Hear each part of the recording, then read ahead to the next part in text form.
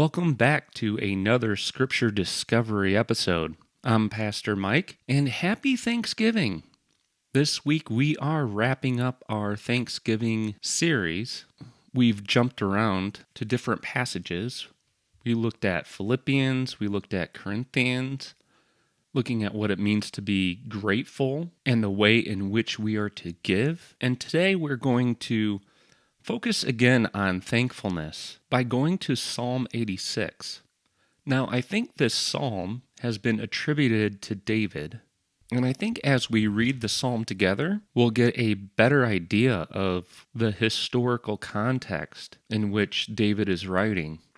Now, of course, we will see that he is in great need, and we will see that he is concerned about his enemies, and I would say the troubles that they cause David.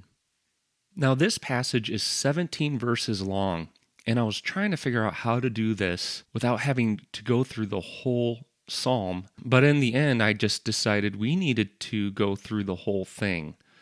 So I'm not going to go as in depth as I normally do because I do want to keep this around 25 to 30 minutes. And because of that, make sure you focus on where you see the transitions in this passage, where you see David changing the subject or focusing on a different aspect of God in his prayer, because that's what Psalm 86 is. It's a prayer to the Lord. And I think this is a great example that will help us in our prayers to the Lord. Notice how honest David is in this psalm. I think it encourages us to be honest in our prayers to the Lord as well. All right, with that, I'll read the psalm out loud. You can follow along. Make sure you have the passage printed out and a pen, pencil, and highlighter ready. And let's hear from the Lord through Psalm 86. Incline your ear, O Lord, and answer me, for I am poor and needy. Preserve my life, for I am godly. Save your servant who trusts in you. You are my God. Be gracious to me, O Lord, for to you do I cry all the day. Gladden the soul of your servant, for to you, O Lord, do I lift up my soul. For you, O Lord, are good and forgiving, abounding in steadfast love to all who call upon you. Give ear, O Lord, to my prayer. Listen to my plea for grace. In the day of my trouble I call upon you, for you answer me. There is none like you among the gods, O Lord, nor are there any works like yours. All the nations you have made shall come and worship before you, O Lord, and shall glorify your name. For you are great and do wondrous things. You alone are God. Teach me your way, O Lord, that I may walk in your truth. Unite my heart to fear your name. I give thanks to you, O Lord my God, with my whole heart, and I will glorify your name forever. For great is your steadfast love toward me. You have delivered my soul from the depths of Sheol. O God, insolent men have risen up against me. A band of ruthless men seeks my life, and they do not set you before me. But you, O Lord, are a God merciful and gracious, slow to anger and abounding in steadfast love and faithfulness. Turn to me and be gracious to me. Give your strength to your servant, and save the son of your maidservant. Show me a sign of your favor, that those who hate me may see and be put to shame, because you, Lord, have helped me and comforted me. All right, verse 1. Incline your ear, O Lord, and answer me, for I am poor and needy. So there's a couple of requests here. One is to incline your ear. I'm going to highlight that in yellow. This call to answer me. I'm just going to underline that for now. So listen to me and answer me. Here's the reason why. For I am poor and needy. Now I'm using different colors and different ways of marking up just this first verse. And as we continue through this passage, hopefully you'll see why. I've kind of already worked through this once before, so there is a method to my madness here. Verse 2 is a specific request. So I think in verse 1, that phrase, answer me, is more general, whereas now David is going to get into some specific requests to God. In verse 2, it's preserve my life. And there's a reason why he's requesting this. It's because he is godly. Now, I'm also going to circle that phrase, I am godly. And at first glance, it kind of sounds arrogant, doesn't it? Could you imagine proclaiming that to someone? And then imagine actually proclaiming it to God? That this is the reason why God should preserve his life is because he's godly? Doesn't sound too humble, does it? But I think what he's trying to say here, and I'm using the phrase covenant follower, I think that's what he's acknowledging. It would be like us today praying that we are God's children, or proclaiming that we are disciples of Jesus Christ. I think that's very similar to what David is doing here. He's saying, I am godly, or probably another good word would be holy, set apart. But specifically in the Old Testament, I think it's important to use the word covenant. David is following God within the parameters of the covenant that was made between God and the people of Israel. Now that is followed with another request, save your servant who trusts in you, and then a proclamation, you are my God. Verse 3 is another request, be gracious to me, O Lord. And we see that David gives another reason for God to be gracious to him. It's because, he says, I cry all the day. Now I'm circling that with a different color because it's a bit different than verse 2, right? In verse 2, the reason is because he has set himself apart from the rest of the world as a covenant follower. But in this one, he's asking the Lord to be gracious because he is crying out. He is in need. And then we see in verse 4 another request. Gladden the soul of your servant. And here's another reason. Because I lift up my soul. So in verses 3 and 4, we see I cry and I lift up my soul. Now if you go back to verse 2, that phrase, I am godly, sure isn't necessarily a term of humility. I think it's him acknowledging his faithfulness to the Lord, so it's not really arrogant either. But definitely in verses 3 and 4, I think that shows David's humbleness. Now in verse 5, it starts with the word for. We see David breaking the pattern. Verse 2, 3, and 4, we have a specific request and the reason why he's requesting it. All right, let me go back to verse 2 real quick because I just noticed this. First time. I'm going to mark that word who. I think David's using that in the same way that he's using the word for. So instead of just one request and a reason in verse 2, it looks like there's actually two. Preserve my life, for I'm godly, and then save your servant who trusts in you. And I'm circling trust in you, and hopefully you see the parallelism in that verse. And while I'm at it, I'm going to group together verses 2, 3, and 4, because that's where we see those specific requests. And now, going to verse 5, I think we see David changing it up a bit. He's going to transition from requests to exaltation, acknowledging who God is. Verse 5, for you, O Lord, are good and forgiving, abounding in steadfast love. Now I'm highlighting steadfast love differently from the other attributes of God. And it's because we're going to see that phrase, steadfast love, throughout the rest of this psalm. And here's something else that's unique about verse 5. Look at the phrase, to all who call upon you. I think this is another indication that David is changing things up a bit. Notice in the first 4 verses, David is using the first person. Verse 1, answer me, for I am poor.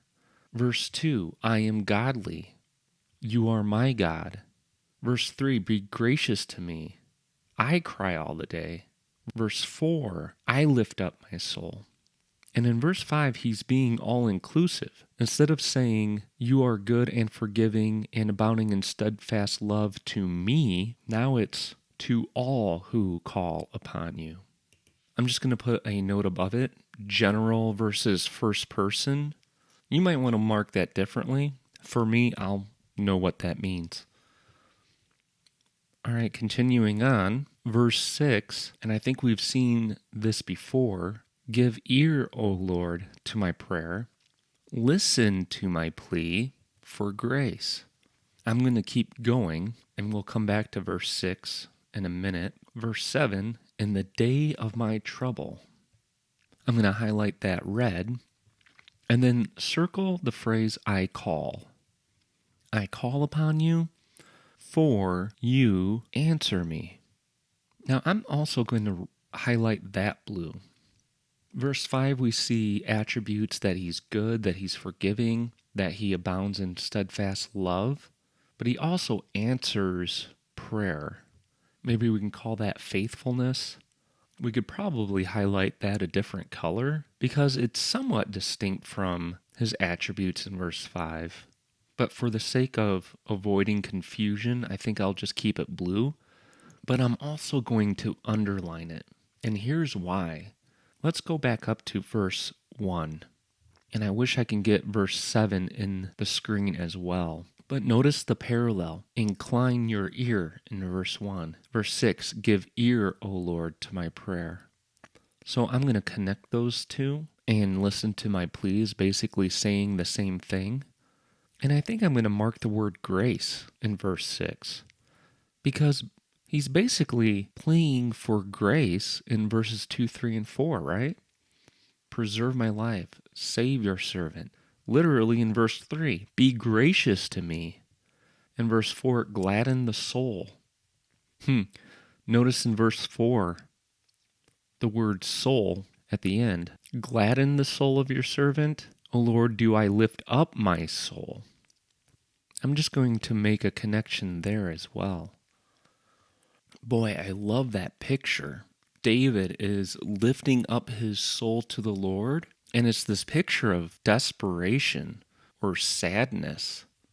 And it's like he's offering up to him in order for God to gladden the soul, to give him joy, peace, and contentment within his soul. Man, I just realized what a beautiful picture that is. Anyways, back to verse 1 and 6, and we have to include verse 7. And here's the connection I want to make. In the day of my trouble, in verse 7, all the way up to verse 1, I am poor and needy. So in the day of my trouble and I am poor and needy, I think are very similar. He's going back to the idea that he's got some issues. He's in need. He's in trouble. And he's seeking God's help. And the last connection in verse 1 and 7, that phrase, answer me.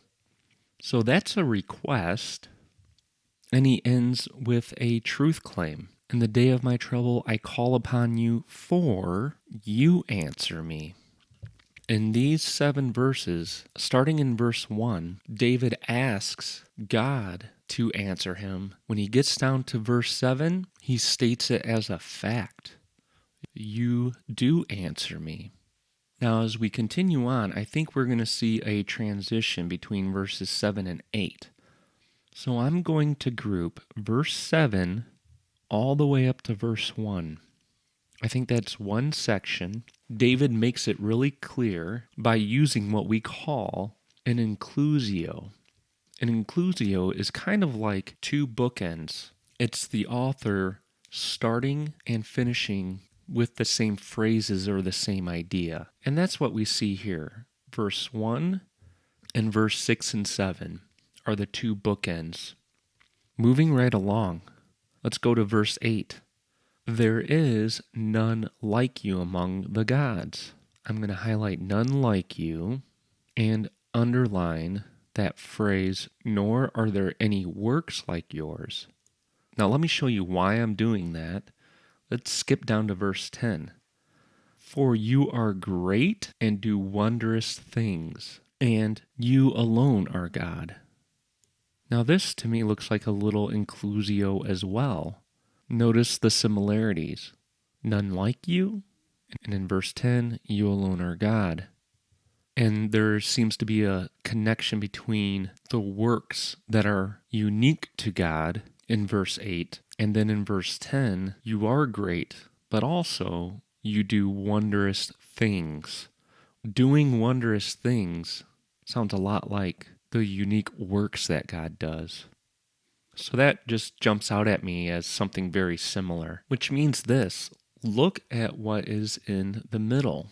This little inclusio forces us to look at verse 9. It starts with God being unique, and it ends with God being unique. What's in verse 9? All the nations shall come and worship before you, and also glorify your name. And notice the word shall. He shall come and worship and shall glorify. That's in the future tense. This is something that will happen. It is true, and therefore, verse 9 is something that we will look forward to. Now, I'm going to group verses 8, 9, and 10 together. Again, the inclusio that we find in verse 8 and 10 is a good indicator that David is going to transition again in verse 11. So let's see if I'm correct. Verse 11, we come back to requests again. Teach me your way, O Lord, that I may walk in your truth. And I'll mark that word that because it's kind of doing the same thing that we see up here in verses 2, 3, and 4. Preserve my life, for I am godly. Be gracious to me, for to you do I cry. In a similar way, teach me your way, O Lord, that I may walk in your truth. And here's another request. Unite my heart to fear your name. All right, plugging away. Verse 12, I think we're seeing something new. Now there's a declaration of giving thanks. This is a bit different than if you go back to verse 3, where he says, I cry all day long. Verse 4, I lift up my soul. And verse 7, I call upon you. Or verse 1, where he says, I am poor and needy. And in verse 7, where he says, in the day of my trouble, I call upon you. It seems like there's a transition in David's heart, or maybe David's perspective. So in the first 11 verses, he is acknowledging his need, that he's troubled, and looking to God to save him and supply his need. Now it's acknowledging how great God is by giving him thanks. So I think I'm going to put a little star next to verse 12 just to mark the transition. Verse 12, I give thanks to you, O Lord my God, with my whole heart. It looks as though David is all in. David is committed with his whole heart in giving thanks to God. So let's make that connection. Continuing on, and I will glorify your name forever. So his whole heart is in giving thanks, and that's very similar to his next phrase, I will glorify your name, and it's not with his whole heart, now it's forever. Basically, with all that I am and at all time. I think I'm going to put that phrase right above verse 12. That's very helpful to me. Verse 13, for... And I'm just going to make that connection. This is why David's going to give thanks and glorify his name. It's because great is your steadfast love. Remember in verse 5, we saw steadfast love. Here again in verse 13, we see it. Great is your steadfast love toward me. And here's something else that God has done. You have delivered my soul. I'm going to mark that blue. I know it's a little bit different than the other passages that we marked as blue. Some of the other ones are promises that he's given or attributes that he has. In verse 13, this is something he's already done. Notice it's in the past tense. You have delivered my soul from the depths of Sheol. I think I'll just put that right above that phrase. It's already happened. And before we get to verse 14, I'm just going to go right ahead and section off verses 11 through 13, because I do believe that is all one section. Now, I don't see an inclusio in this section, but you do see a progression. Verse 11, David turns back to requests again. Verse 12, David expresses this heart of thanks and this desire to glorify God. And in verse 13, we see it's because of the greatness of God that he has given David steadfast love, and he has delivered David's soul from the depths of Sheol. All right, we are in the final stretch. Verse 14, O God, insolent men have risen up against me. It looks as though right off the bat in verse 14, we can see that David is transitioning. And that's why I sectioned off verses 11 through 13. Anyways, David is saying that insolent men have risen up against him. And I'm going to just highlight that phrase, risen up against me. A band of ruthless men do what? They seek David's life. Not only that, but they also do not set God before them. I'm just going to underline that in red. And what I'm trying to show is that David is going back to the issues and troubles and the need that he has for God. So in verse 1, where he states, I am poor and needy. Verse 7, in the day of my troubles. And now in verse 14, I think he's getting into greater detail. The troubles that he has, the needs that he has, may be the result of these men that have risen up against him and seek his life. And these men do not set God before them. Now that phrase reminds me of verse 2, that there's this contrast. Remember, David calls himself godly. He is a follower of God's covenant, in contrast to these insolent men or these ruthless men who do not set God before them. In verse 15, here's another contrast.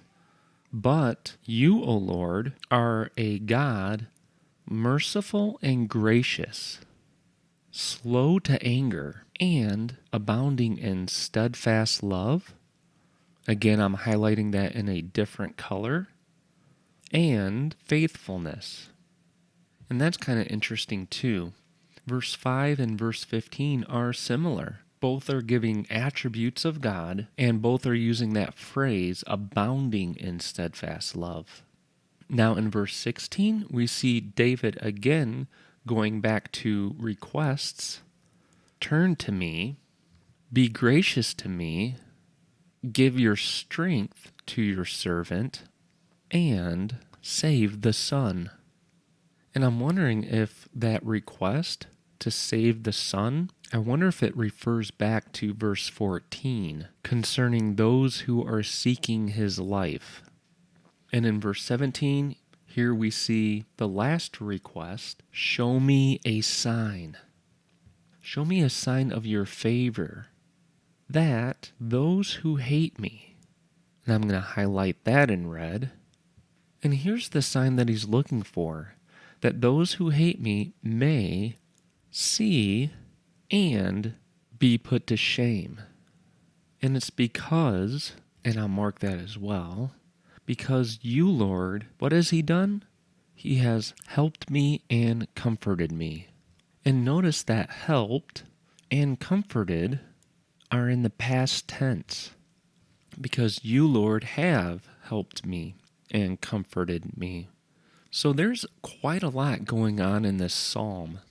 I think we see throughout that he makes a lot of requests. I mean, even in verse 1, I know I highlighted it in a different color in yellow, but he's asking for God's ear. He's asking God to answer him. And then he gets into the specifics. We also see that David is troubled. He states that he's poor and needy. He's crying out to the Lord in verse 3. He's lifting up his soul to the Lord in verse 4. But as we see, he's also acknowledging how great God is. Verse 5, that he's good and forgiving and steadfast in love.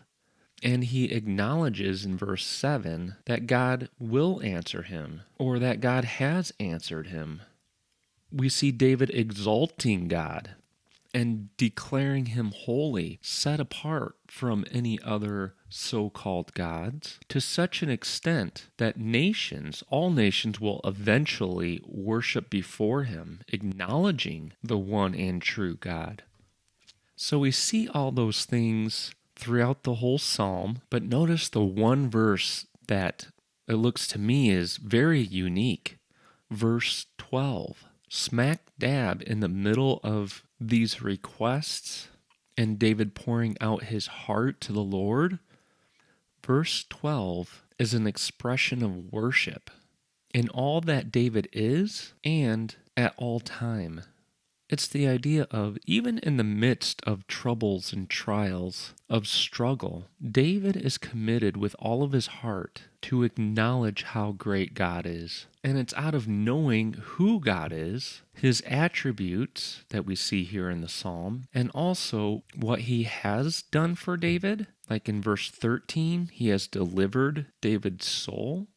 In verse 17, God has helped him and comforted him. And I think it's those truths that sustain David and give him hope. And I think it comes out in verse 7 when he states, "In the day of my trouble, I call upon you, for you answer me." You know, that's a different mindset when I go through my days of trouble and I call upon the Lord. Oftentimes it's questioning, where is God? I wonder if David is teaching us something here in this psalm, that perhaps instead of thinking God isn't answering us, maybe we're not looking for the answer in the right place.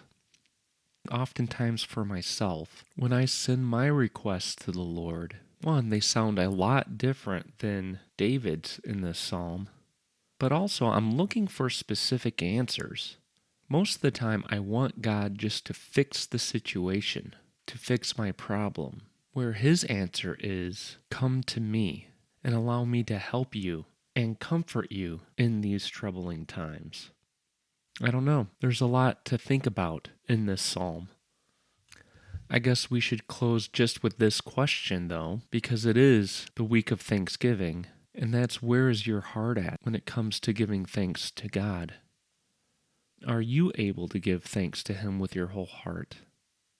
Are there ways that you can bring glory to God in a greater way in who you are and what you do in all aspects of your life? I think that's a good place for us to end. I appreciate all of you and give thanks to God for you. I do really enjoy working through the passage like this and recording it. My hope is it's a benefit to you, and that it'll encourage you, and in the end, bring you closer to your Lord and Savior. All right, with that, I hope you have a great Thanksgiving, and we'll see you next time.